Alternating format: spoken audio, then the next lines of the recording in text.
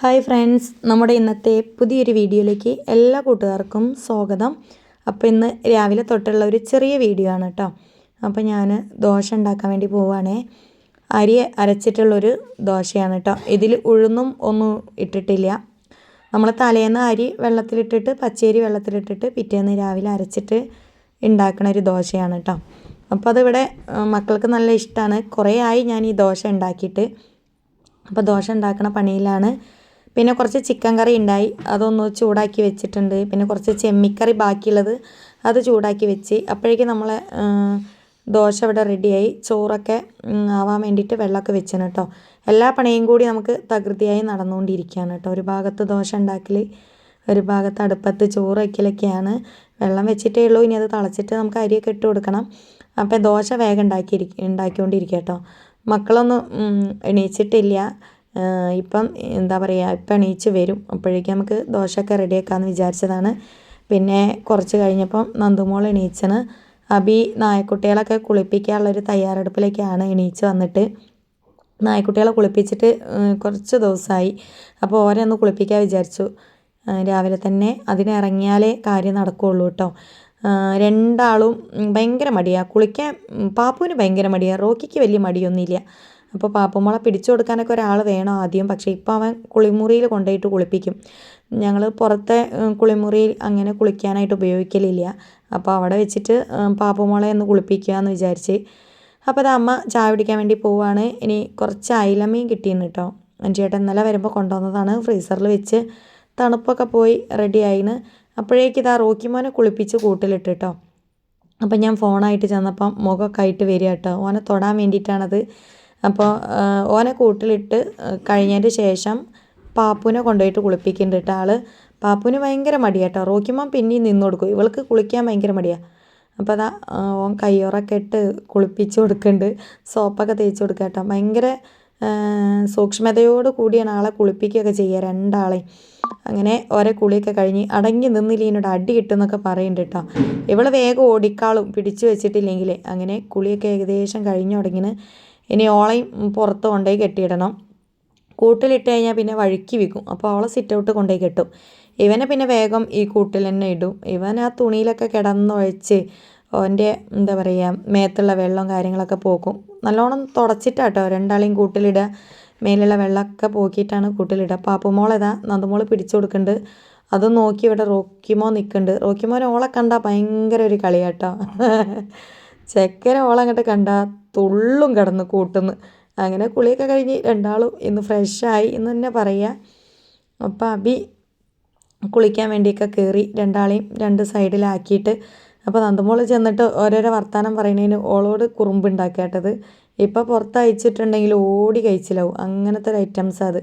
അപ്പോൾ നന്ദമോൾ കൈ ഓങ്ങിയപ്പോൾ ഓളോട് എന്തൊക്കെയോ കളി കളിക്കുകയാണ്. ഭയങ്കര സ്നേഹമാട്ടോ രണ്ടാൾക്കും.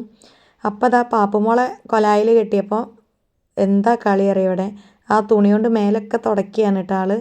തുടച്ചിട്ട് കൊണ്ടുവന്നിട്ടതാണെങ്കിലും ആ തുണിയിൽ കിടന്നുഴച്ച് കൂടുതൽ വെള്ളമുള്ളതും കൂടി പോക്കുകയാണ് കേട്ടോ. എന്തൊക്കെയോ ഒരു കളി കളിക്കും കുളിച്ച് കഴിഞ്ഞാൽ. അത് കാണാൻ ഭയങ്കര രസമാണ്. അപ്പോൾ ഞാൻ അതൊക്കെ ഒന്ന് വീഡിയോ എടുക്കും കേട്ടോ. അത് സ്ഥിരമുള്ള പരിപാടിയാണ്.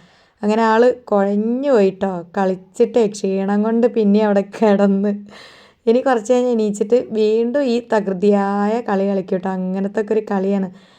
അപ്പോൾ ഇവരെ ഈ കളിയും കാര്യങ്ങളൊക്കെ നോക്കിയിരിക്കണതിൻ്റെ ഇടയിൽ കൂടി ദോശപ്പരിപാടി അവിടെ നടക്കുകയാണ് കേട്ടോ.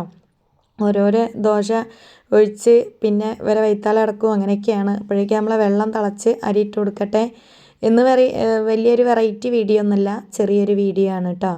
കൂടുതൽ കണ്ടൻ്റ് ഒന്നുമില്ല. നമ്മളെ ഇന്നത്തെ ചെറിയൊരു പാചകം, കൂടെ പാപ്പുവിൻ്റെയും റോക്കിൻ്റെയും ചെറിയ ചെറിയ കളികൾ, അത്രയൊക്കെ ഉള്ളൂ. കാരണം ഇന്ന് ലോങ് ആയിട്ടുള്ള വീഡിയോ ഒന്നുമില്ല, എല്ലാം ചെറുതാക്കി എടുത്തതേ ഉള്ളൂ. അപ്പോൾ ചോറിന് അരി ഇട്ട് കൊടുത്ത് നന്ദുമോൾ നമുക്ക് വീഡിയോ എടുത്ത് തരുന്നുണ്ട് കേട്ടോ. അപ്പോൾ അരി ഒന്ന് ഇളക്കി കൊടുക്കട്ടെ. ചോറിന് അരി ഇട്ട് കഴിഞ്ഞാൽ അങ്ങനെ ഇളക്കി കൊടുക്കണം, അതൊരു പതിവാണല്ലോ അല്ലേ. അങ്ങനെയാണ് അതിൻ്റെ ഒരു ശൈലി, പണ്ട് മുതൽക്കേ ഉള്ളതല്ലേ, അത് നമ്മളായിട്ട് തെറ്റിക്കേണ്ട. അപ്പോൾ വീണ്ടും ദോശേൻ്റെ അടുത്തേക്ക് തന്നെ വന്ന് ദോശ ഉണ്ടാക്കുന്നുണ്ട് കേട്ടോ. എൻ്റെ പുതിയ ദോശക്കല്ലാട്ടത് ഗൈസ്, പുതിയത് വാങ്ങിയതാണ് നമ്മളെ പാത്രക്കാരനോട്. അപ്പോൾ അത് എന്തായാലും ഒന്ന് ഉഷാറായിട്ട് ഇന്നാണ് ഞാൻ എടുക്കണത്. കുറേ ദിവസമായി എടുക്കലില്ല കേട്ടോ. ഇന്ന് എടുക്കാമെന്ന് വിചാരിച്ച് ഇന്ന് ദോശയ്ക്ക് അത് സെറ്റാക്കാമല്ലോ. അനീഷേട്ടൻ പറയലുണ്ട് ഇനി ആ ദോശക്കല്ല് കേടുപറ്റി ഞാൻ വാങ്ങി തരൂലെന്ന്. കാരണം എനിക്കിവിടെ ഇരുമ്പിൻ്റെ ദോശക്കല്ലൊക്കെ ഉണ്ട് കേട്ടോ. അത് ഉപയോഗിക്കാതെയായിട്ട് അപ്പം അതിൽ നിന്ന് ദോശ കിട്ടൂല, എന്തൊക്കെ ചെയ്തിട്ടും കിട്ടണില്ല. പിന്നെ ഞാൻ വിചാരിച്ചേ നമുക്കിത് ആവശ്യമുള്ള സമയത്ത് എടുത്താൽ മതിയല്ലോ എന്ന്. പിന്നെ അത് അമ്മ മീനൊക്കെ മുറിച്ച് തരുന്നുണ്ട് കേട്ടോ. ഇനി നമുക്കൊരു ചെറിയ കറി ആക്കണം, ഒരു മുളക് കറി, പിന്നെ കുറച്ച് മീൻ പൊരിക്കുകയും ചെയ്യാമെന്ന് വിചാരിക്കുകയാണ്. അപ്പോൾ നമ്മളെ കറി ഇവിടെ അടുപ്പത്താണ്, മീൻ മസാല തേച്ച് ഇവിടെ വെച്ചിന് കേട്ടോ.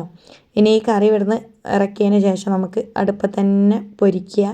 കാരണം നല്ല കണലുണ്ട് അടുപ്പത്ത് കേട്ടോ, അതുകൊണ്ടാണ് അങ്ങനെ ചെയ്യാമെന്ന് വിചാരിച്ചത്. അപ്പോൾ അയലക്കറി തിളച്ച് റെഡി ആയിന്. നമുക്ക് വിറകുണ്ടെങ്കിൽ നമ്മൾ അടുപ്പിന് വെക്കൂല കേട്ടോ, ഗ്യാസൊന്നും. നല്ല അടിപൊളിയായിട്ട് നമുക്ക് അടുപ്പത്ത് തന്നെ പണിയെടുക്കാം. അങ്ങനെ അതാ നമ്മളെ കറി ഇവിടായി.